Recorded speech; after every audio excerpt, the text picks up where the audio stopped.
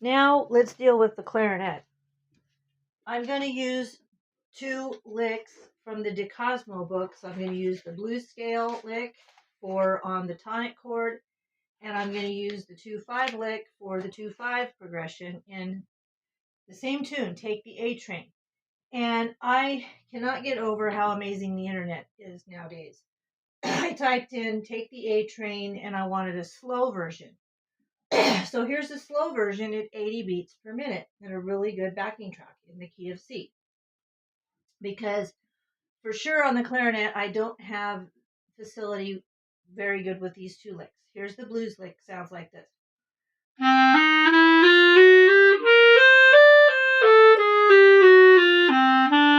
Then I'm going to go to the D chord.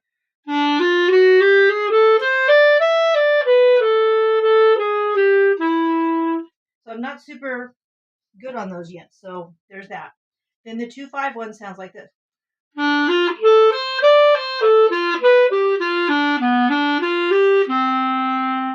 just going to keep them even like that for now. I'm not going to add any rhythms or anything. And I'm going to play along with this nice slow track, and this is what it'll sound like.